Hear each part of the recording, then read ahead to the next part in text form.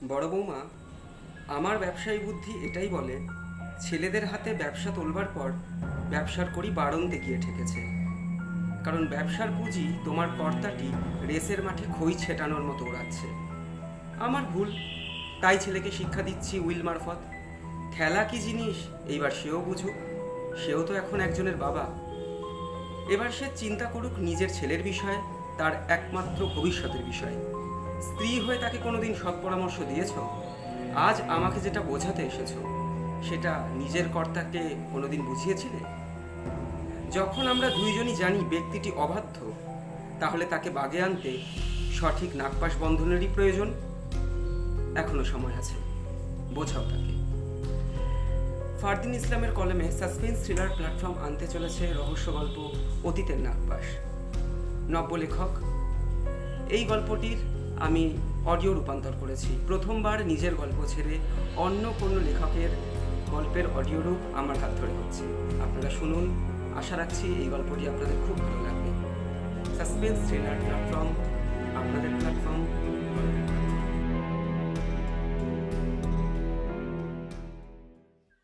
কি ব্যাপার কাকাবাবু, টেলিফোন করে জরুরি তলব? অর্ধেন্দু, সময় এসে গেছে। আজই আমার উইল লিখবে। পরের মাসের 15 তারিখ আমি বাড়ির সকলের সামনে উইল পড়ব। উইল লেখা হলে কোর্ট মারফত আইনি দিক তুমি সামলে রেখো। আজ যা লিখব তা দুইজনের সহিত পরামর্শ করে সিদ্ধান্ত নিয়েছি, আর এই দুইজনেই সাক্ষীর জায়গায় দস্তখত করবে। সবই বুঝলাম, কিন্তু পুজো নাকের গোড়ায়, উইল রেজিস্ট্রি তো। পুজোর পর কোর্ট খুললে তারপরই করো, লিখতে শুরু করো। হ্যাঁ, বলুন কাকাবাবু। আমি শ্রী বিশ্বনাথ চৌধুরী, সুস্থ ও স্বাভাবিক চিন্তায় মুক্তার শ্রীযুক্ত অর্ধেন্দু প্রামাণিক কর্তৃক এই উইল নথিবদ্ধ করিতেছি। আমার মৃত্যুর পর আমার স্থাবর সম্পত্তি পুত্রদিগের মধ্যে ভাগ বাটোয়ারা হইবে না। তারা কেবল ৩,৫০০ টাকা করিয়া মাসোহারা পাইবে। বাসস্থ বাড়িটি তারা আমৃত্যু ভোগ করিবে, কিন্তু বিক্রয় করিতে পারিবে না। পৈতৃক কয়লার ব্যবসা দুই পুত্রের মধ্যে সীমাবদ্ধ থাকিবে কেবল পৌত্র পৌত্রীর বিবাহকাল অবধি। পরবর্তী সময় এই ব্যবসা আমার পৌত্র শ্রী অরিজিৎ চৌধুরী এবং পৌত্রী সুবর্ণা চৌধুরীর নিকট হস্তান্তরিত হইবে। তাহাতে আমার দ্বিজ পুত্র বাধা দিতে পারিবে না। আমার ব্যবসা সঙ্গী তথা বান্ধব শ্রী দেবাশিস মুন্সী, তাহাকেও মাসিক ৩,০০০ টাকা বরাদ্দ করিলাম। তাহার মৃত্যুর পর এই টাকা তাহার একমাত্র বিবাহিত কন্যা বিনোদিনী পালিতের নিকট অক্ষুণ্ণ থাকবে। এমতকালে যদি আমার মৃত্যু স্বাভাবিক না হয়, তা হইলে এই দেবাশিস মুন্সীর শর্ত ব্যতীত উইলের বাকি সকল শর্ত খারিজ হইয়া আমার সম্পত্তি রাজ্য সরকারের দ্বারা বাজেয়াপ্ত হইবে। রাজ্য সরকারের নিকট সেই দানপত্রেও অনুমতি প্রদান করিলাম।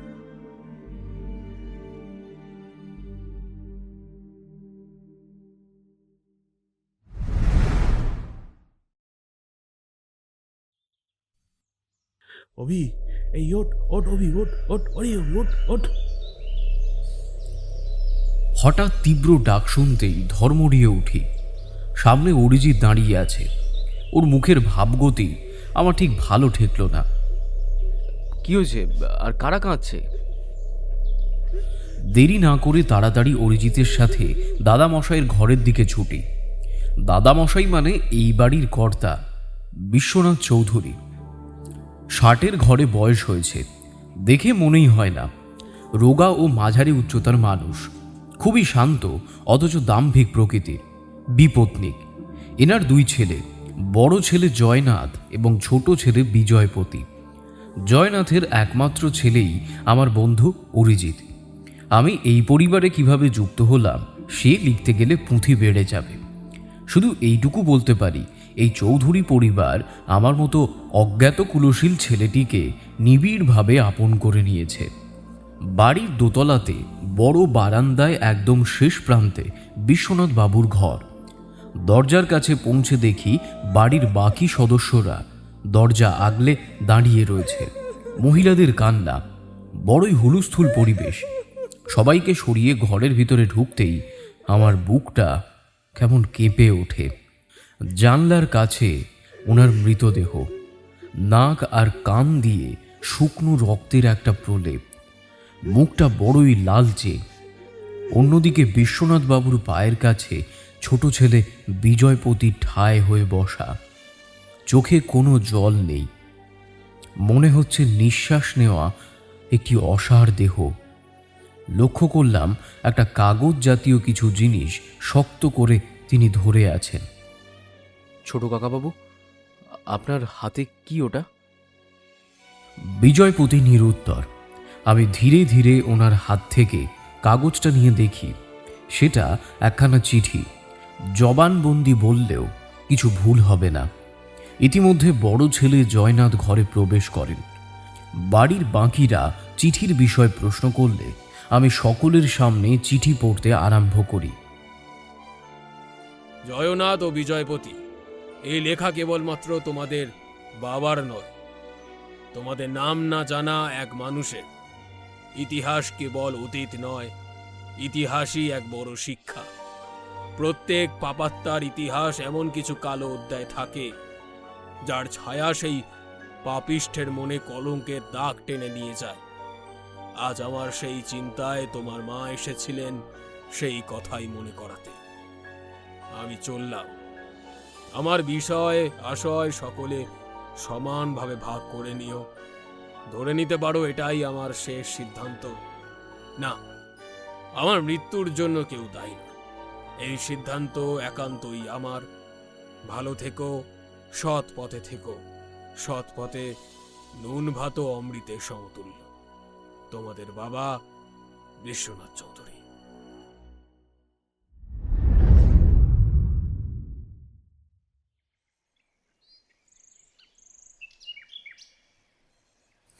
চিঠি থামতেই সকলের মুখ অদ্ভুত রকমের গম্ভীর হয়ে যায়। আর খেয়াল করি দরজার সামনে দাঁড়িয়ে ডক্টর নলিন বৈদ্য, এই বাড়ির গৃহচিকিৎসক, মাঝবয়সী উঁচু লম্বা ভদ্রলোক। বুঝলাম ঘরে প্রবেশের আগেই বাইরে থেকে উনি চিঠি শুনেছেন। ওনাকে দেখা মাত্রই বিজয়পতির যেন ঘোর কাটল। ছুটে গিয়ে ওনার পায়ে হাত দিয়ে এমনই সব মিনতি করতে লাগলো যেটার ধরন অনেকটা শিশুর আমায় চাঁদা এনে দাও এমন মনোভাব। বিজয়, ডাক্তারও সাধারণ মানুষ, ভগবান নেই যে ফু দিয়ে মরাকে বাঁচাবো। ডক্টর বৈদ্য কথাটা বলে তিনি বিশ্বনাথ বাবুর কাছে এগিয়ে যান। ভালো রকমভাবে দেখে নিয়ে বলেন, বিজয়, পুলিশে খবর দাও। আগে কেন ডাক্তার কাকা? আত্মহত্যার কেস, এটাতে পোস্টমর্টম হতেই হবে। বাবার দেহ কাটাছেড়া করবে? কিচ্ছু করার নেই বিজয়, মনকে শক্ত করো। বডি টেম্পারেচার তো বলছে কাল মাঝরাতের দিকেই হয়তো। এবার পোস্টমর্টম ডক্টরই ভালোভাবে অ্যানালাইসিস করে বলতে পারবেন।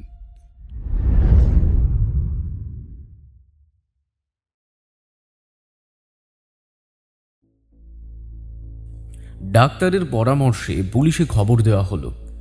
তারা প্রায় 1 ঘন্টা পর চৌধুরী বাড়িতে আসেন।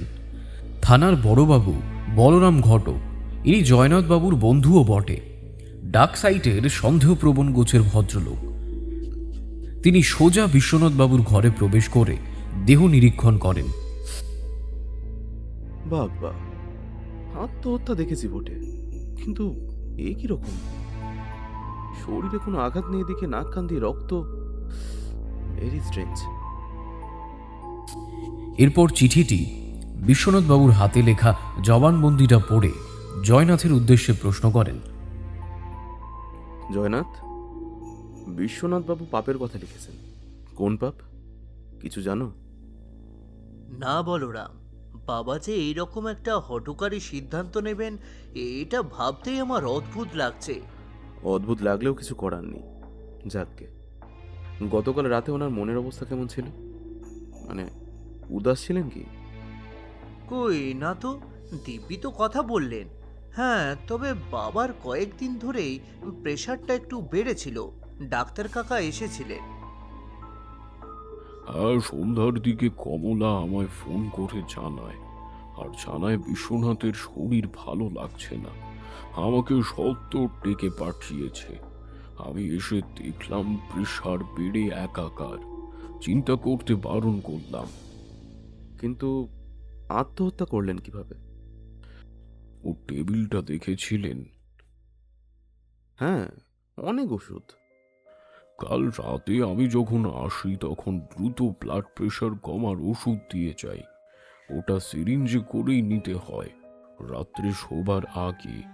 ওটার কিন্তু সিল খোলা ছিল না, অর্থাৎ উনি ওষুধটা কিন্তু নেননি। ইচ্ছাকৃত নিজের ব্লাড প্রেশার বাড়িয়ে আত্মহত্যা করেন। মারা যাবার পর ব্রেনে ব্লাড আর নাক দিয়ে রক্ত। বলরাম বাবু চমকে ওঠেন। নিজের রোগ যে আত্মহত্যার অস্ত্র হতে পারে এই তিনি প্রথম দেখলেন।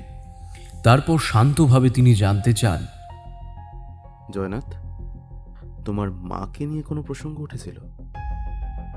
জয়নাথ সামান্য চিন্তা করে নিয়ে উত্তর দেয়, ছাদ থেকে মায়ের পড়ে যাওয়ার ব্যাপারটা নিয়েই কথা উঠেছিল, কিন্তু তাতে বাবা উদাস হননি। বুঝলাম। আসল ব্যাপারটা হচ্ছে, ঘটনাটা এমনই যে বাড়ির সকলকেই আমায় জেরা করতে হবে। আর ডক্টর বৈদ্য, আপনিও কিন্তু তার মধ্যে একজন। পারিবারিক গৃহচিকিৎসক বলে কথা। ও হ্যাঁ জয়নাথ, ভালো কথা, এত কিছুর মধ্যে দেবাশিস বাবুকে লক্ষ্য করছি না। তিনি কোথায়? পুলিশ কর্তা যার নাম নিলেন তিনি হলেন এই বাড়িতে আশ্রিত পুরুষ দেবাশিস মুন্সি। ইনি বহু বছর যাবৎ বিশ্বনাথ বাবুর ব্যবসার কাজে নিযুক্ত, বলা চলে পার্টনার। স্ত্রী গত হয়েছেন যৌবনী। এক মেয়ে ছাড়া আর তার কেউ নেই। সেই মেয়েরও বিয়ে হয়ে গেছে। বিশ্বনাথ বাবুই তাই পরামর্শ দিয়েছিল এই বাড়িতে এসে থাকতে। বয়স হচ্ছে, রাত বিরাতে শরীর অসুস্থ হলে দেখবেটাই বা কে? সেই থেকে তিনি রয়ে যান। বলরাম বাবুর প্রশ্নে জয়নাথ উত্তর দেয়, কয়েকদিন আগে ওনার মেয়ের শ্বশুরবাড়ি থেকে একটা চিঠি এসেছিল। শরীর খুবই অসুস্থ, বোধহয় টাইফয়েড ধরা পড়েছে। আজকালের মধ্যে তো ফিরে আসার কথা।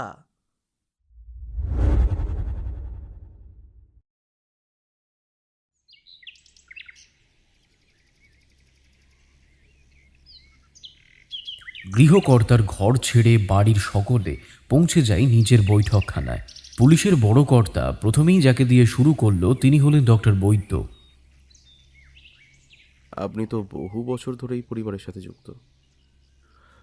কম নয়, তাও বহু বছর।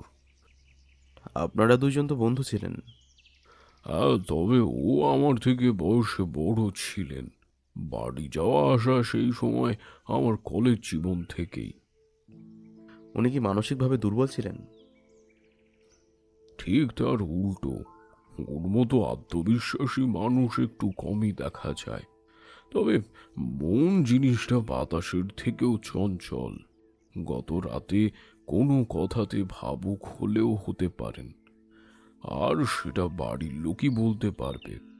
আসলে গত 2 মাস আগে ওর সাথে একটা দুর্ঘটনা ঘটে। প্রেশার ফল করে ছাদ থেকে পড়ে। সে কি? গুরুতর আঘাত না হলেও ডান পায়ের হাড়টা ভাঙে। ওখান থেকে ওর একটা ভয় শুরু হয়। পায়ে কি ট্যাকশন দেওয়া হয়েছিল? কারণ ওনার ডান পায়ে একটা ভালো রকম দাগ দেখতে পেলাম। অর্থোপেডিক ডক্টর রাউত বলেছিলেন অপারেশনের প্রয়োজন নেই। গত 4 দিন আগে সেটা খোলা হয়েছিল, হাঁটতেও পারছিল। এই যে পাপ লিখেছে, আপনাকে কিছু বলেনি? বৈদ্যবাবু সামান্য ভেবে নিয়ে বলেন, দেখুন, পূর্ব জীবন নিয়ে বিশ্বনাথ যে খুব একটা কথা বলতো তা নয়। শেষের দিকে ওর কথাবার্তা শুনে মনে হতো ব্যবসার কাজেও হয়তো বহু ব্যক্তিকে ঠকিয়েছে। সেটাকে পাপ লিখেছে কিনা বলতে পারছি না। গত রাতে ওই অবস্থা। তার উপর কয়েকদিন যাবৎ রক্তচাপ বাড়ছে কমছে, আমি সেই ভেবেই আসি। আর তখনই ওর জবানবন্দি পড়ছিল। অরিজিতের বন্ধুটি ওই অভিমন্যু। বৈদ্যবাবুর পর বড় কর্তা এগিয়ে যায় বাড়ির ছোট ছেলের দিকে। কাল রাতের ঘটনাটা বলুন। আগে ওই রাত 10টা নাগাদ আমরা খেতে বসি। আমরা মানে তার মধ্যে আপনার বাবাও ছিলেন? না, রাতে বাবা নিজের ঘরেই খেতেন। আমার স্ত্রী কমলা আর বৌদি পালা করে ওনার খাবার নিয়ে যেতেন। খাওয়া শেষ করে নিজের ঘরেই যাই, আর শুতে শুতে 11টা। ঘুম আসছিল না। কেন? আগে গতকাল আমাদের পাড়াতে এক অবাঙালি পরিবার আছে, তাদের বাড়ির মেয়ের বিয়ে ছিল। আমার মেয়ে সুবর্ণা আর ভাইপো অরিজিৎ ওখানেই গিয়েছিল। বরযাত্রীরা রাতভর খুব বাজি ফাটাচ্ছিল। তারপর ঘুম কখন এলো বুঝতে পারলাম না। ঘুম ভাঙে ওই কমলা পিসির ডাকে। কি গো শুনছো? কি গো, ওঠো তাড়াতাড়ি। কি হলো? এত সকালে আবার ডাকাডাকি কিসের? তুমি বাবার ঘরে চলো তাড়াতাড়ি। কেন, কি হয়েছে? আর তুমি এরকম ভয় কাঁপছো কেন বলো তো? তুমি চলো, আমার আমার হাত পা ঠান্ডা হয়ে আসছে। তারপর বাবার ঘরে গিয়ে দেখি ওই অবস্থা। বাবাকে ধরতে গিয়ে দেখছি টেবিলের তলায় একটা কাগজ পড়ে রয়েছে। ওটা হাতে তুলে দেখি। পুরো কথাটা বিজয়পতি আর বলতে পারল না। শুনে নিয়ে পুলিশ কর্তা এগিয়ে আসে অরিজিতের দিকে। কাল বিয়ে বাড়ি থেকে কটায় ফিরলে ভাই বোনে? 11:30 হবে। দরজাকে খুলে দিল? কাকিমা। তোমার ঘর তো উপরে। হ্যাঁ। যখন উপরে যাও দাদুর ঘরে আলো জ্বলছিল? আমি খেয়াল করিনি। সুবর্ণাও একই রকম উত্তর দিল। এরপর পড়ে রইলাম শুধুমাত্র আমি। বলরামবাবু ভালো রকম আমাকে দেখে নিয়ে জিজ্ঞেস করে, তুমি কিছু জানো? যদিও তুমি এই পরিবারের কেউ নও। জানি, এটা আত্মহত্যা নয়, এটা খুন।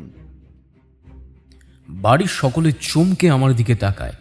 পুলিশ কর্তা ভুরু তুলে আমাকে আপাতমস্তক দেখে নিয়ে গম্ভীর স্বরে জিজ্ঞেস করে, তোমার বয়স কত? আগে 22। দুনিয়াটা তো ঠিক মতো দেখোইনি, আর একটা লাশ দেখেই বলছো খুন। গোয়েন্দা গল্প পড়ার অভ্যাস আছে নাকি? কয়েকটা কারণ আছে, তাই বললাম খুন। বেশ, বলো শুনি কি তোমার যুক্তি। দেখুন, প্রথম দাদামশাইয়ের সঙ্গে বাড়ির লোকেদের বেশ কয়েকদিন যাবৎ একটু অশান্তি চলছিল। কি নিয়ে সেটা প্রথমে না বুঝলেও পরে বুঝেছি বিষয়টা সম্পত্তি। গতকাল অরিজিৎ আর সুবর্ণা বিয়ে বাড়ি গিয়েছিল। আমারও যাবার কথা ছিল, কিন্তু আমার শরীরটা ঠিক ভালো ছিল না। দোতলার বারান্দায় দাঁড়িয়ে আমি বাজি পোড়ানো দেখছিলাম। হঠাৎ দাদামশাইয়ের ঘর থেকে আমি জয়নাথ কাকার গলার স্বর শুনতে পাই। মনে হচ্ছিল তিনি বেশ রেগেই আছেন। আমি দরজার কাছে এগোই। আমরা কি পানির জলে ভেসে এসেছি নাকি? হ্যাঁ, বাবা হিসেবে আমার যা কর্তব্য সেটা বছরের পর বছর করেছি, মানুষ করেছি, বিয়ে দিয়েছি। আর কি আশা করো আমার থেকে? কর্তব্য? ছেলেদের পার্টি হাতে পথে বসানোকে কর্তব্য বলছেন? বাড়ি আমার, আমি দান করি কি আগুনে পোড়াই, তোমার সেটা দেখবার দরকার নেই জয়নাথ। আর কি মনে করো তোমার দুই ভাইয়ের ব্যাপারে আমি খোঁজ নিই না? তুমি জুয়ারি আর বিজয় চরিত্রে দোষ। বাড়ির মালিকানা পাওয়ার পর তিল তিল করে আমার কষ্টের পয়সায় তৈরি এই বাড়িটি তোমরা ভাগে ভাগে বিক্রি করবে, সেই খবরও কানে এসেছে। আমি আপনাকে শেষবারের মতো বলছি বাবা, উল্টো পাল্টা কোনো রকম উইল লিখবেন না, ফলটা কিন্তু ভালো হবে না। হুমকি দিচ্ছ আমাকে? হ্যাঁ, হুমকি? ধরে নিন সেটাই। শোনো জয়নাথ, উইলে বাড়ি কি করব সেটা না লিখলেও ব্যবসার অংশ থেকে তোমার নামটা কাটবো কিনা সেটাই ভাবছি। আমাকে আমাকে ভাবতে বাধ্য করো না। বুদ্ধিটা দিয়েছে কে? ওই ভিখিরি দেবাশিস মুন্সি, যে থালায় ভাত পেল সেই থালাতেই ফুটো করে। চামার ছোট লোক, কুকুরের মতো আমাদের পায়ের তলায় বসে। জগন্নাথ, ভদ্রভাবে কথা বলো। দেবাশিস তোমার পিতৃতুল্য। পিতৃতুল্য? My foot. আসল পিতায় যেখানে ছেলের চিতার তোলবার ফন্দি আঁটে, সেখানে আবার সম্মানের আশা করে। কাজের কথায় আসুন। তুমি এসো। তোমার সাথে কথা বলা মানে নিজের অপমান। এসো তুমি। হ্যাঁ, আমি যাচ্ছি ঠিকই, তবে আবারও বলছি, ভেবে কিন্তু এগোবেন।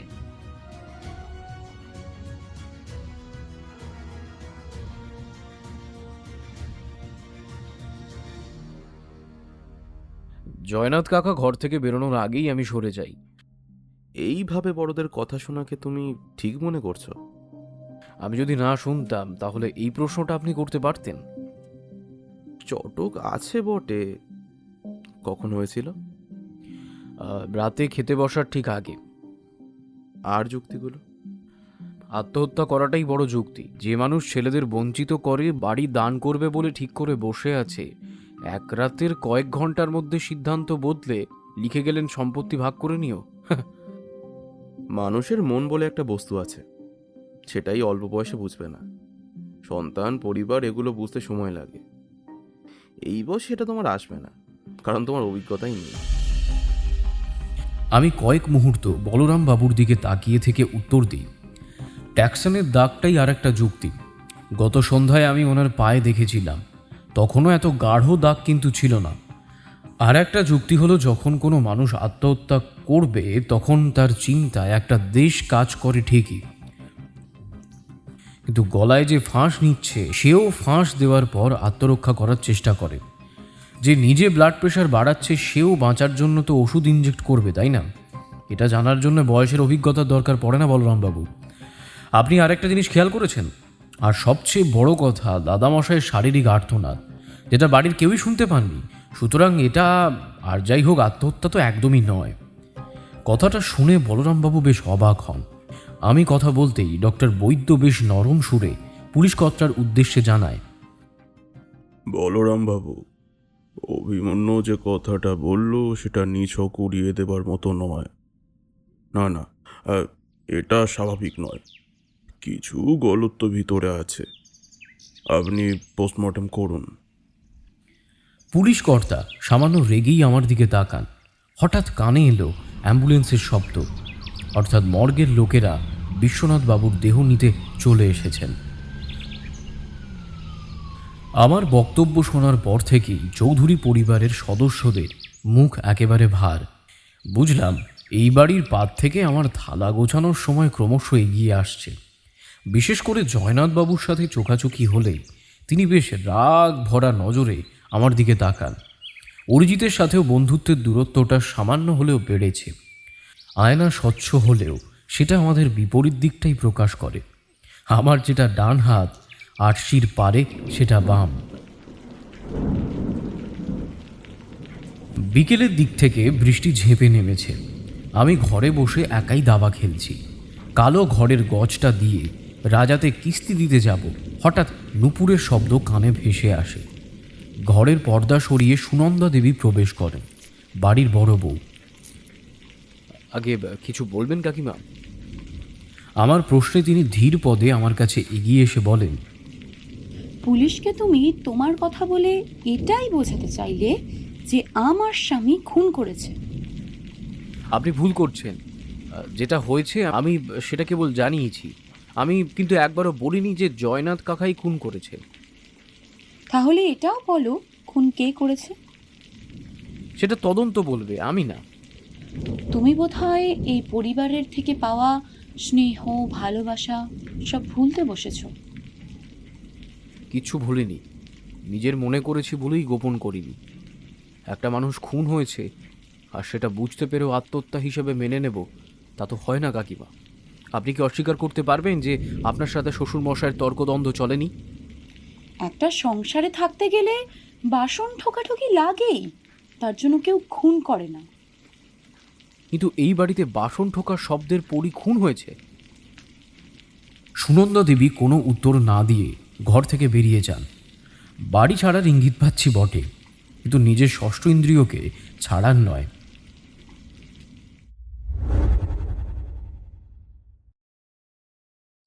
ঘটনার 5 দিনের মাথায় সন্ধ্যার দিকে দেবাশিস মুন্সি কোন নগর থেকে ফিরলেন।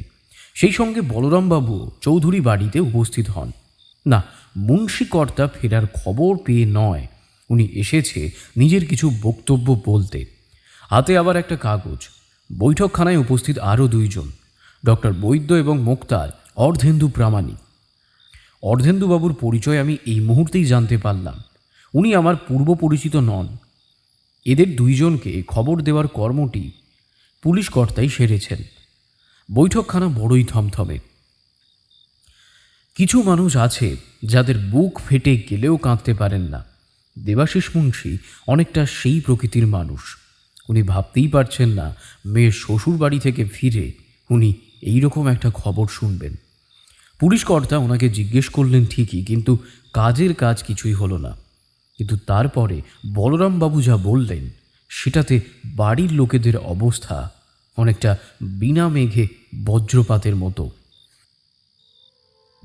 আমার হাতে যে কাগজটা দেখছেন সেটা পোস্টমর্টমের রিপোর্ট। রিপোর্ট এটাই যে অত্যাধিক ব্লাড প্রেশার বেড়ে মারা যান। কিন্তু একটা অদ্ভুত রিপোর্ট। যখন ব্লাড প্রেশার চচ্চর করে বাড়ছে তখন বিশ্বাসবাবু নাকি অজ্ঞান। অতএব এটা আত্মহত্যা নয়, বরং খুন। তাহলে প্রশ্ন থাকে, কে করল?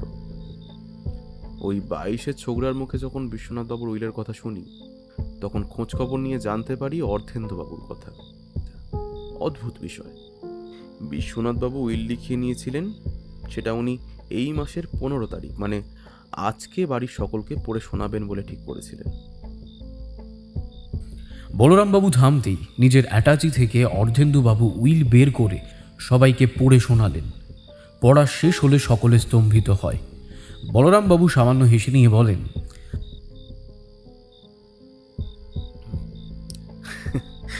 কি অদ্ভুত না?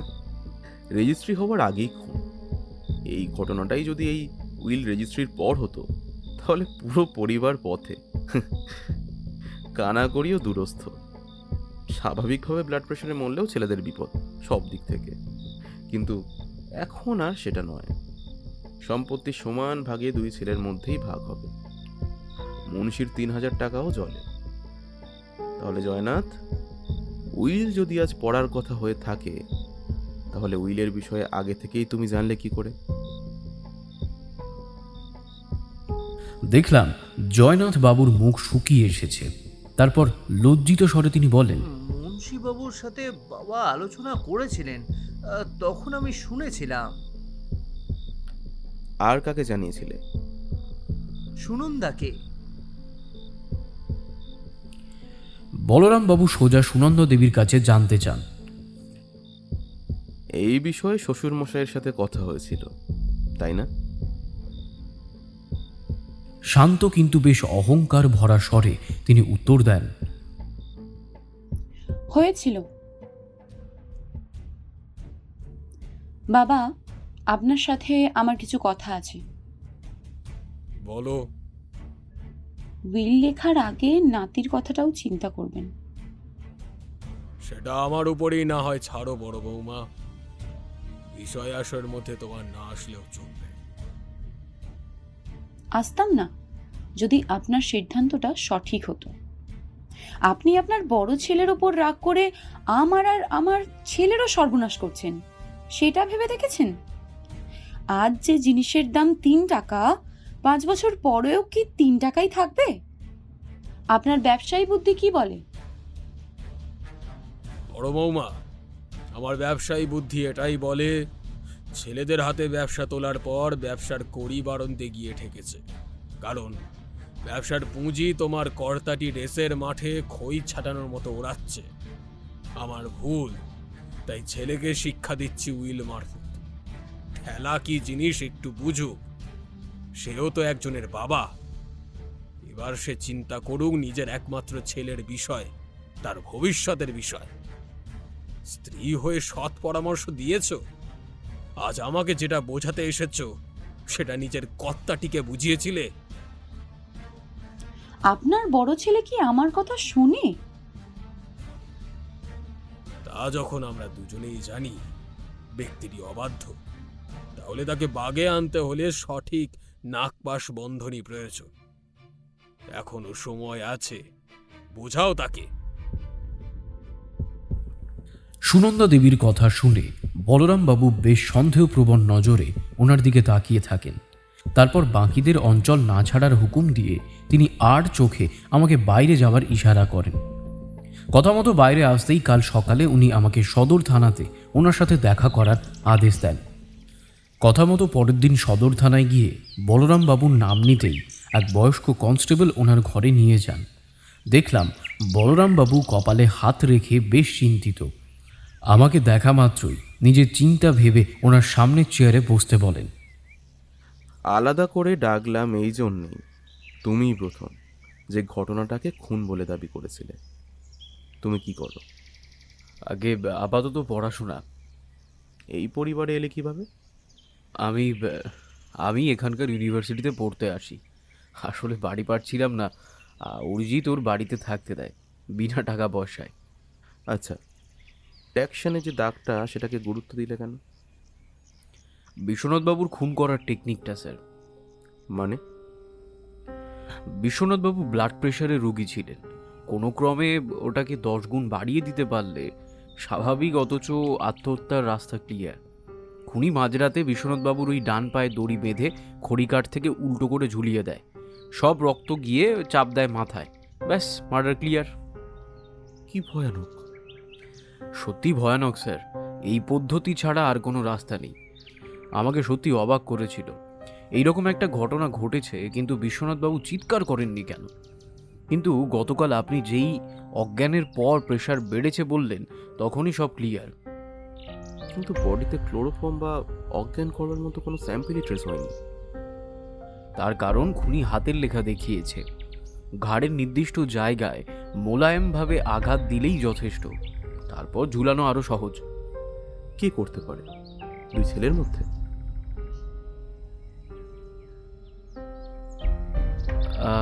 ছেলেদের না ধরে বৌমাকেও ধরতে পারেন। মেয়ে মানুষ হয়ে দেহ ঝোলাবে? হ্যাঁ, একের বদলে 2 জন মেয়ে হলে অনায়াসেই ঝোলাতে পারে। তবে খুনের সময় যদি 12টা হয়, তাহলে তো সুবর্ণা জেগে থাকবে। বিশ্বনাথবাবুর পাশের ঘরটাই ওর। সুবর্ণা অবশ্যই কিছু লুকোচ্ছে। আমার মনে হয় আলাদা করে ওকে জিজ্ঞাসা করলে ভালো হয়। বাড়ির লোকেদের সামনে হয়তো বলতে চাইছে না। বিজয়পতির সাথে বিশ্বনাথবাবুর তর্ক হয়নি?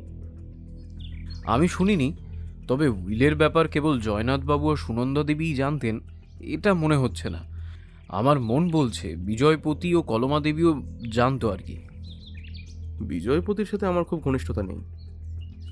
উনি খুব শান্ত গোছের মানুষ, বাপের উপর জোর গলায় কথাও বলতেন না। আর সেটা হয়তো নিজের অপকর্মের জন্যই। যদি এটা খুনই হয়, তাহলে চিঠিটা?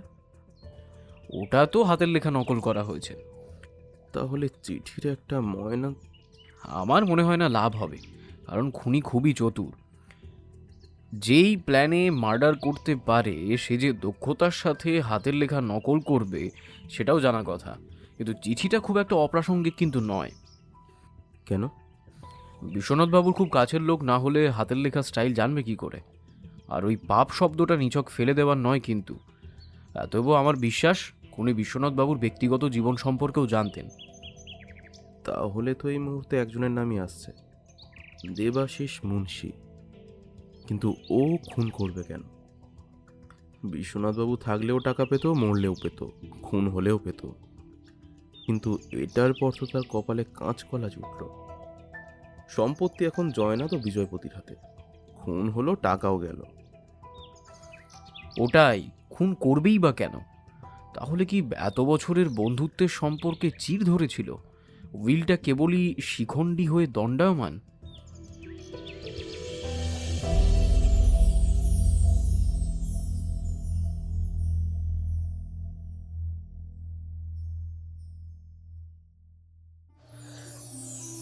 তো গল্পটা তো আপনারা এত দূর পর্যন্ত শুনলেন।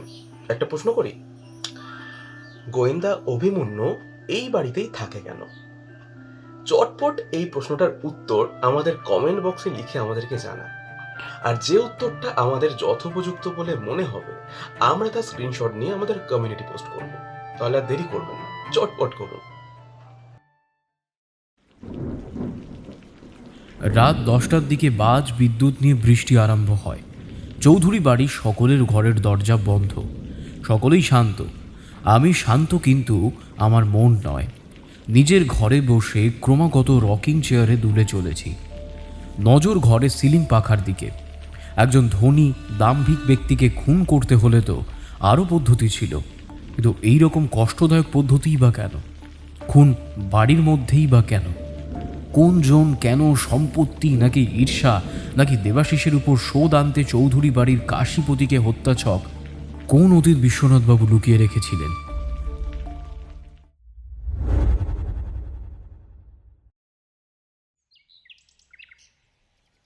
দুই দিন পর বলরামবাবু কনস্টেবল মারফত আমাকে আর সুবর্ণাকে আবারও থানায় ডেকে পাঠায়। বুঝলাম আমার কথাকে এইবার গুরুত্ব দিয়েছেন। থানায় পৌঁছলে সুবর্ণা আর আমাকে একটি ঘরে বসানো হয়। আলো কম, বলরামবাবুর সামনে দাঁড়িয়ে।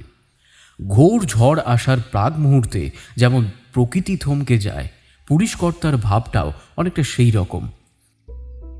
তোমার ঘর বিশ্বনাথবাবুর একদম গায়ে লাগানো, তাই তো? তুমি যেদিন বিয়ে বাড়ি থেকে ফিরেছিলে 11:30, তোমার জবানবন্দি অনুসারে। কিন্তু তোমার দাদার এই বন্ধুটি তোমার ব্যাপারে একটা খবর আমাকে জানিয়েছে। অভিমন্যুর মুখ থেকে শোনাই ভালো। সুবর্ণা আমার দিকে বেশ রেগে তাকায়।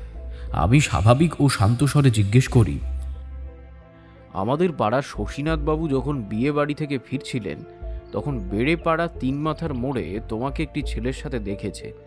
সময়টা ছিল ওই রাত 12:10। সন্দেহ আমার প্রথম থেকেই ছিল। আমাদের ঘর নিচের ঘরে, দোতলায় ঘর তোমার, অরিজিতের আর বিজয়পতি বাবুর। পাশের ঘরে বড়সড় একটা কাণ্ড ঘটছে, আর জেগে থাকা ব্যক্তি কিছুই জানতে পারছে না। এটা কি করে হতে পারে? এটা হতে পারে দুটো কারণে। এক, সে নিজেই কাজটা করেছে, অথবা সে সেই সময় ঘরে ছিল না। তাহলে সুবর্ণা, ছেলেটি কে আর অত রাতে কেন? সুবর্ণার চোখে ভয় ধরা দেয়। তারপর ভয়ে ভয়ে উত্তরে বলে যে ওটা নাকি রজত, তাদের অনেক দিনের সম্পর্ক। সে জুট মিলের লেবার ডিপার্টমেন্টে কাজ করে। তা রাতে দেখা সাক্ষাতের কারণ? বাবা মা পছন্দ করে না রজতকে। কলেজ বা পড়তে যাবার সময় আমার ওপর তারা নজর রাখে। রাতে সেরকম নজর রাখার লোক নেই তো, তাই। তার মানে রোজ রাতে এই নিয়মই চলছে, তাই তো?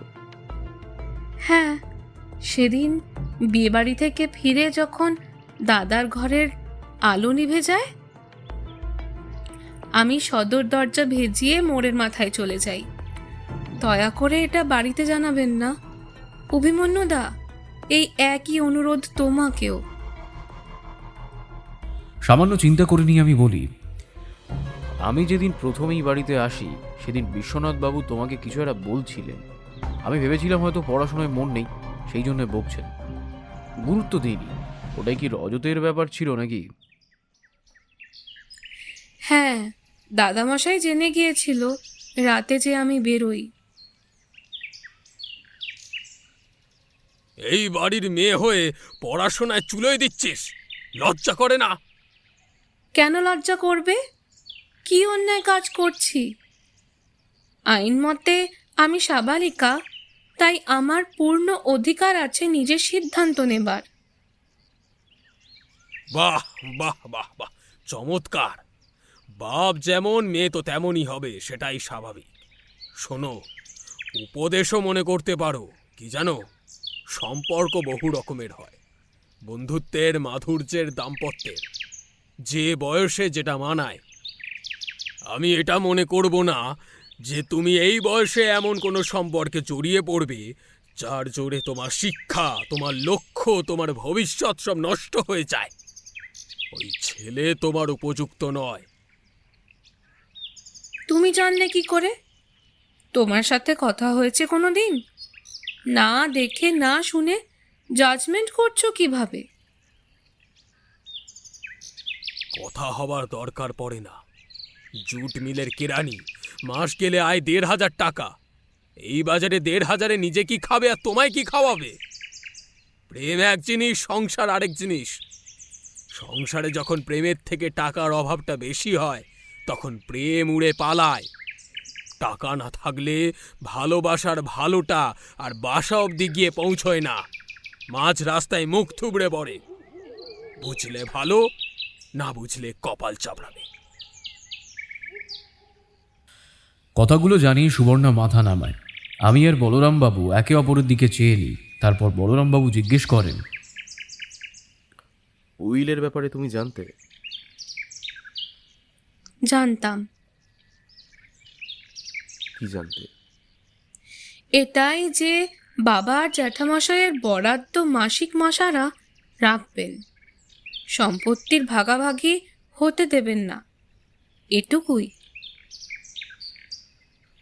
এরপর আরও কিছু কথার ফাঁকে আমি জানতে চাই, সুবর্ণা, তোমার আর রজতের এই যে রাতের বেলায় দেখা করতে এই খবরটা কে দিল? সেটা আমি জিজ্ঞাসা করিনি, তবে আমার মনে হয় মুন্সি দাদামশাই হতে পারেন। খাস লোক বলে কথা, তাই খাস খবর ভালোই দিতে পারেন। উইলের ব্যাপারে জানলে কিভাবে? মা বলেছিল। কথাটা শুনতেই বলরামবাবু আর আমি বেশ অবাক হই। সুবর্ণা ঘর থেকে বেরিয়ে গেলে পুলিশকর্তা বলেন, এই দেবাশিস মুন্সির অভিসন্ধি বোঝাই যায়, জেরা করে বের করতে হবে। হবে না।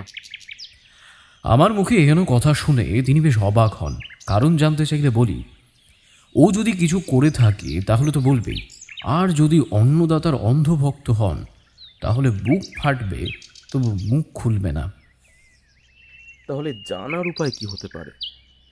নার্কো টেস্ট করিয়ে রাখুন নার্কো টেস্ট, তার থেকেও মহাষধি আমার জানা আছে। প্রতিটি মানুষের দুর্বল একটা মুহূর্ত আছে। আমি দেবাশিস বাবুকে যতটা বুঝেছি, সেই দুর্বল জায়গাটা হলো বাংলা মদ। মানে? মানে মাতাল নন, কিন্তু সন্ধেতে উনি পরিমাণ মতো মদ খেয়েই বাড়িতে আসতেন। তাতে গৃহকর্তা রাগারাগি করতেন না, পরিমাণটা বাড়িয়ে দিয়ে বিশ্বনাথ কর্তার গুণগান করতে হবে। ঈর্ষা থাকুক বা ভালোবাসা, দুটোর মধ্যে তো একটা তো বেরোবেই। সেই দিন সন্ধেতেই বলরামবাবু দেবাশিস মুন্সিকে নিজের বাড়িতে ডেকে পাঠান। আমি ছিলাম না, বলরামবাবুর মুখেই শোনা, সেইভাবেই বলছি। 7:30টায় মুন্সি বুড়ো বেশ ভয়ে দারোগার বাড়ি হানা দেয়। দারোগার হুকুম অমান্য করার সাহস তো নেই। পৌঁছে তিনি বেশ অবাক হন। ড্রয়িং প্লেসে দারোগাবাবু পাঞ্জাবি পাজামা পরে বসা, আর তার সামনে ছোট টেবিলে 3টে বাংলা মদের বোতল। এসে গেছেন? আসুন আসুন। আর বলবেন না, এই সারাদিন খাটাখাটনির পর শরীর আর একদম দেয় না, তাই এই সন্ধেবেলায় একটু আপনি কিন্তু কাউকে বলবেন না। না না স্যার, খেপেছেন নাকি? এটা আপনার ব্যক্তিগত ব্যাপার। আপনি নিজের ঘরে বসে খাচ্ছেন, কেউ কিছু বললে বয়ে গেছে আপনার। বাহ, আপনি তো বেশ বুদ্ধিমান লোক। চলে? ওই একটু আধটু আর কি। একটু কেন, বেশি করেই খান। হ্যাঁ, আপনি থানার বড়বাবু, আপনার সামনে। আরে আপনি তো আর থানায় বসে নেই, আছেন আমার বাড়িতে। এরপর অতি সাধারণ কথাবার্তার মধ্যে দিয়ে পান পর্ব আরম্ভ হয়। ষড়রিপুর মধ্যে এই পঞ্চম রিপুই বড়ই বিদঘুটে। যাকে বশ করে সে আর কারোর বশীভূত হয় না। বলরামবাবু যেই মুহূর্তে বুঝলেন দেবাশিস মুন্সির নেশা তুঙ্গে, উনি রসিয়ে রসিয়ে জেরা আরম্ভ করলেন। তা দেবাশিস বাবু, অন্নদাতা তো পটল তুলল, এই বাড়িতেই থাকবেন? ছেলেরা থাকতে দেবে? ওর বাপ দেবে শালা। কেন? সম্পত্তি তো ছেলেদের হাতে। তো বাপের কেচ্ছা যে আমার কাছে। কেচ্চা?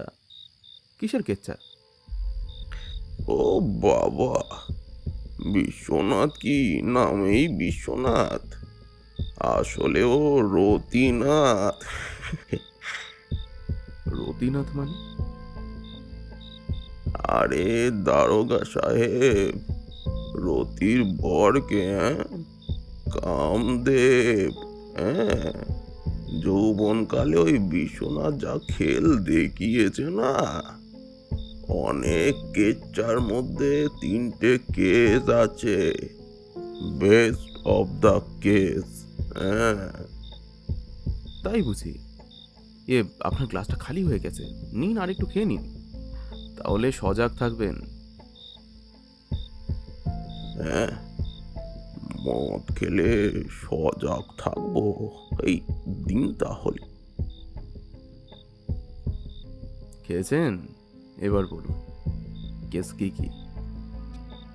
ওই একটা সুটকেস, একটা ব্রিফকেস, আর একটা ওই অ্যাটাচি কেস। হ্যাঁ, কয়লার ব্যবসা এত রমরমা হলো কি করে জানেন? দুর্গাপুরের ব্যবসায়ী অবনী ঘোষালকে টাকার লোভ দেখিয়ে পার্টনার করে, তারপর ওই অবনীর সই জাল করে সব টাকা নিজের করে নিয়ে ঠকিয়ে কয়লার ব্যবসা কালো হিরে হয়ে যায়। 2 নম্বর? ওই তো এখানকারই মেয়ে, এই নামটা যেন কি, হ্যাঁ, নীলিমা। এই নীলিমাকে দিনের পর দিন বিয়ের আশা দিয়ে ভোগ করেছে। একদিন জানলো নীলিমা বিশ্বনাথের সন্তানের মা হবে, তখন বিশ্বনাথ জানায় নষ্ট কুলোটা মেয়েকে বিয়ে করবে না। মজার ব্যাপার দেখুন দারোগা সাহেব, সতী সাধ্বী কুমারী মেয়েটাকে কুলোটা কিন্তু বিশ্বনাথই তৈরি করেছিল। বিশ্বনাথ বাবুর বয়স তখন কত? কত হবে, ওই 24 কি 25। আর 3 নম্বরটা হলো খুন করার ভয় দেখিয়ে পুত্রবধূদের ঘরে আনা। মানে এ আবার কিরকম? 2 ছেলের, একটা জুয়ারি আর একটা মাতাল। মেয়ের বাপেরা মেয়ে দিতে রাজি ছিল না, তখন এই 2 ছেলেরই যে মেয়েকে মনে ধরে তাদের বাড়িতে গিয়ে খুনের হুমকি দিয়েছিল। আমার টাকা আছে, আইন আদালত হলে বেরোতে পারবো, কিন্তু মেয়ে গেলে মেয়ে আর পাওয়া যাবে না। ভেবে দেখুন তো, মেয়ের বিয়ে দেবেন নাকি শ্রাদ্ধ? বিশ্বনাথ তো তাহলে আইটেম মানুষ। ওই হ্যাঁ, আছেন কোথায়, টলে টক্কা কেস। এই যা, এই বোতল শেষ। কি আর করবেন, বাড়ি যান। কিন্তু আপনি আমায় ডেকেছিলেন কেন সেটাই তো বললেন না। আমি ভুলে গেলাম, পরে মনে পড়লে বলবো। এই বোতল নিয়ে বলবেন তো?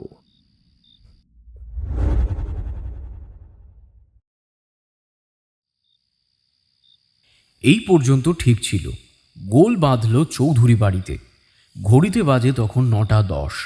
নিজের ঘরে বসে সাইকোলজির বই পড়ছি, এমন সময় শুনতে পাই বিজয়পতির রাগ ভরা স্বর। অবাক হই। বিজয়পতি শান্ত মানুষ, মদ ছাড়া কিচ্ছু বোঝেন না, এটা যেমন ঠিক তেমনি ঘরে মাতলামি করবার প্রবণতাও একেবারেই নেই। তার জোর গলা তো কোনোদিনই আমি আসার পর শুনিনি। আজ হঠাৎ কি হলো? দরজা খুলে বাইরে আসতেই আমার চোখ কপালে। বৈঠকখানায় বিজয়পতি দাঁড়িয়ে, আর তার সামনে পা টলমল হওয়া দেবাশিস মুন্সি। অরিজিৎ আর সুবর্ণা দোতলার করিডোরে, আর 2 বউ রান্নাঘরের দরজার কাছে। জয়নাথ বাড়ি এখনো ফেরেনি। আপনার লজ্জা করছে না? এইভাবে মদ খেয়ে বাড়িতে এসেছেন কোন সাহসে? লে কলা, কে বলছে কথাটা যে নিজে মদ ছাড়া কিছু বোঝে না? চালনি বলে সুচেরে, তোর পিছনে কেন ফুটো? আপনি বাবার আমল থেকে আছেন, তাই যতটুকু সম্মান করি সেটা রাখার চেষ্টা করুন, নইলে এই বাড়ি কিন্তু আপনাকে ছাড়তে হবে। এই হুমকি দিচ্ছিস না কি রে? কাকে তাড়াবি? তোর মেয়েকে তাড়াবি?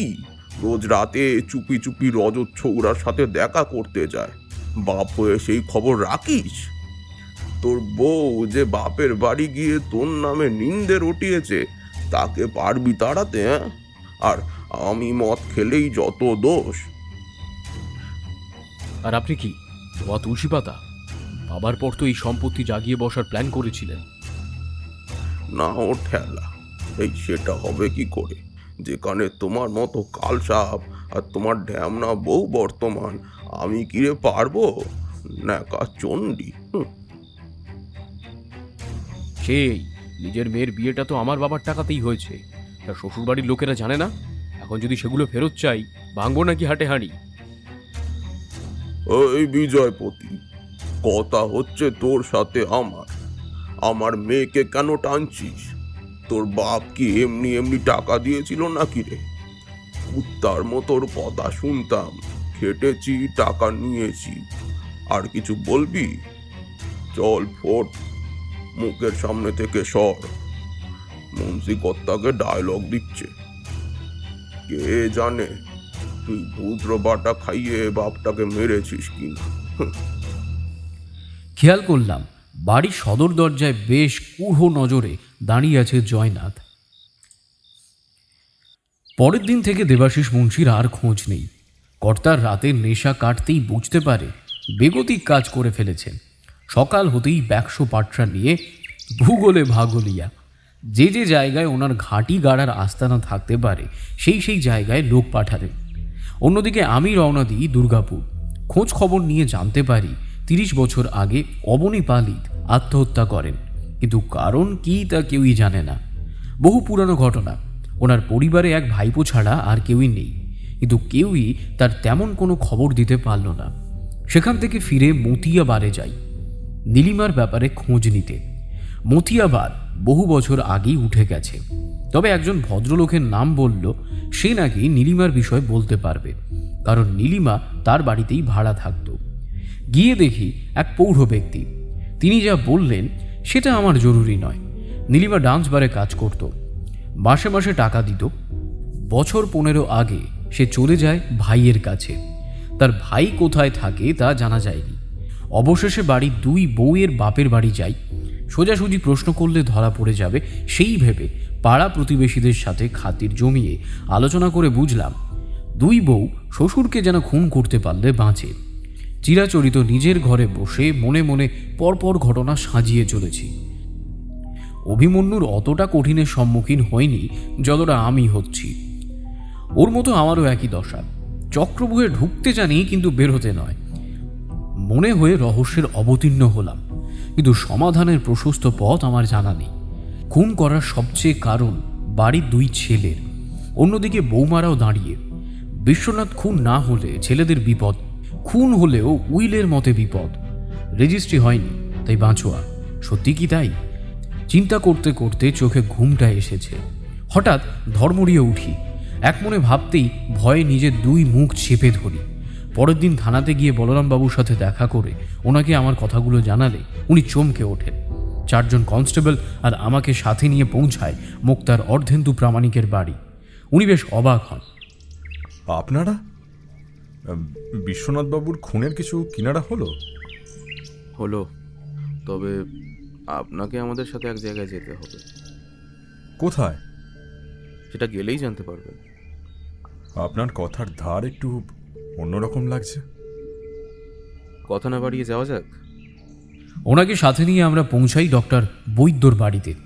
আমাদেরকে একসাথে দেখে উনি বেশ অবাক হন। বলেন, কি ব্যাপার বলরাম বাবু? বিশ্বনাথবাবুর খুনির ব্যাপারে একটা জোরালো মোটিভ পেয়েছি। এবার আপনাদের দুজনের সাহায্য ছাড়া তাকে ধরা সম্ভব নয়। খুনি কে? বাড়ির লোক। ডক্টর বৈদ্যের ঘরের চেয়ার দখল করে নিয়ে আমরা 4 জনে বসলাম। বলরামবাবু আমাকে ইশারা করতেই আমি অর্ধেন্দুবাবুকে প্রশ্ন করি, আচ্ছা, এই যে বিশ্বনাথবাবু উইল করেছিলেন সেটা সাক্ষী হিসেবে কে কে ছিল? আমি জিজ্ঞাসা করিনি। উনি 2 জন সাক্ষী আনবেন এটাই বলেছিলেন। এই 2 জনের সাথেই উনি উইলের বিষয়ে আলোচনা করেছিলেন। আর ডাক্তারবাবু আপনিও জানতেন না? না। আমি যদি বলি একজন সাক্ষী দেবাশিস মুন্সি আর একজন আপনি? হতে পারে, কিন্তু বিশ্বনাথ আমাকে সেই রকম কিছুই বলেনি। আমায় বললে সাক্ষী হতাম। এই খুন বাড়ির কে করতে পারেন? আপনারা দুইজনই ওনার সবচেয়ে কাছের লোক। বিশ্বনাথবাবু কিছু ইঙ্গিত তো নিশ্চয়ই করেছিলেন। দেখো, এটা তো ক্লিয়ার যে খুন বাড়ির লোকই করেছে। অত রাতে খুনি বাইরে থেকে ঢুকবে কি করে? একদম ঠিক বলেছেন। ঢুকতে তখনই পারবে যখন বাড়ির দরজা ভেজানো থাকবে। কি ডক্টর বৈদ্য, তাই নয় কি? সেটা আমি কি করে জানবো? কারণ খুনটা যে আপনি করেছেন। আমার কথাটা শুনেই বৈদ্যের মুখের ভাব বিকট হতে আরম্ভ করে। নিজের জায়গা ছেড়ে উঠে দাঁড়িয়ে তীব্র স্বরে বলে ওঠে, দেখো ছোকরা, তোমার বুদ্ধি অন্য জায়গায় দেখাও। আমি বিশ্বনাথকে খুন করব, আমার লাভ কি? প্রতিশোধ? আপনি তো নীলিমা দেবীর ভাই, তাই তো? বৈদ্য এবার বাগিয়ে আসে। রাগে কাঁপতে কাঁপতে বসে পড়ে নিজের জায়গায়। অন্যদিকে আমি আমার থিওরি বলে চলি। খোঁজ নিয়ে জানলাম নীলিমা দেবী যখন হায়ার সেকেন্ডারি দেবে তখন তার বাবা মা মারা যান। সেই সময়ে তার ছোট ভাইও ছিল, সে অনেক ছোট। বাধ্য হয়ে পড়াশুনো ছেড়ে কাজে নামে। কিন্তু কি কাজ? এই সময়ে তার সাথে দেখা হয় বিশ্বনাথ বাবু। বিশ্বনাথ তাকে বারে নাচার কাজ দেয়। ভাই বড় হতে থাকে। দিদি এমন কাজ করছে তার লেখাপড়ার জন্যে। এটা শুনলে যদি সে রেগে যায়, তাই ভাইকে বোর্ডিংয়ে পাঠিয়ে মানুষ করলেন। ভাই পড়াশোনায় ভালো, ফিরে এলো ডাক্তার হয়ে। আমি এই খবরগুলো আপনারই পড়শি শিবদাস বাবুর কাছ থেকে জানলাম। এবার বাকিটা আপনার। দিদি মানসিকভাবে ভেঙে পড়েছিল, সে সব আমায় জানায়। আর ওই দিনই আমি ঠিক করি বিশ্বনাথকে আমি তিলে তিলে শেষ করব। এখানে এসে ওর সাথে ঘনিষ্ঠ হই। সঠিক সুযোগের আমি অপেক্ষায় ছিলাম। প্রথমে ভেবেছিলাম শুধু ওকে শেষ করব, কিন্তু পরে সিদ্ধান্ত বদলান। জয়নাথকে রেসের নেশা আর বিজয়পতিকে মদের নেশা ধরান আপনি, যাতে চোখের সামনে নিজের গোছানো সংসার ভাঙা দেখে। আপনি ছেলেদের বিরুদ্ধে উস্কে দিয়েছিলেন, কারণ উনি আপনাকে অগাধ বিশ্বাস করতেন। আপনি উইলের কথা জানার পরে বুঝলেন এটাই আসল সময়। বাপ বেটাতে বিরোধ বাঁধতে পারে উইল নিয়ে। সুবর্ণা যে লুকিয়ে প্রতি রাতে দরজা খুলে রজতের সাথে দেখা করে, এটা বিশ্বনাথবাবুকে আপনি জানিয়েছিলেন। আপনি সেই দিন সুবর্ণা বেরিয়ে যেতেই প্রবেশ করেন। বিশ্বনাথবাবু দরজা ভিজিয়ে ঘুমোতেন। নাতনি যে ওই রাতে বেরোচ্ছে সেটা তিনিই জানলার ধারে দাঁড়িয়ে দেখেছিলেন। আর আপনি সেই মুহূর্তে ঢুকে হাত সাফাই অজ্ঞান করলেন, তারপর দেহটা ঝোলালেন। আপনাকে আমি সন্দেহ করিনি, জানেন তো। কিন্তু আমার স্পষ্ট মনে আছে, যখন আমি চিঠি পড়ছিলাম তখন আপনি ঘরে প্রবেশ করে প্রথমে টেবিলের নিচে, তারপর খাট লাগোয়া টেবিলের উপরের দিকে চোখ রাখলেন। কেন? এটা সেই করবে যে চিঠি টেবিলের তলায় ফেলবে আর ওষুধের জায়গাটা ঠিক জায়গায় আছে কিনা দেখবে। অর্ধেন্দুবাবুর কথা ধরলে বিশ্বনাথবাবু ওনাকে উইল লেখার কথা বলেন। তার আগে আপনার সাথে আলোচনা করেছিলেন এই বিষয়। আর ঠিক তারপর থেকে প্রেশার আপস অ্যান্ড ডাউন। হাত থেকে পড়া, অর্থাৎ ইঞ্জেকশনের ডোজ আপনিই চেঞ্জ করেছিলেন যাতে প্রেশারটা বাড়তে শুরু করে। কিন্তু এই পদ্ধতিতে পারলে পোস্টমর্টমে ধরা পড়ার চান্স বেশি, যার জেরে প্রথম থেকেই আপনি বলছিলেন পোস্টমর্টমের প্রয়োজন নেই, কারণ অজ্ঞান করার টেকনিক বৈজ্ঞানিক স্যাম্পেল হিসেবে কেউ ধরতে পারবে না। বোনের জীবন নষ্টকারী মানুষটার ফেলে আসা অতীতের নাগপাশ বন্ধনী হয়েই আপনি ধরা দিলেন, তাই তো?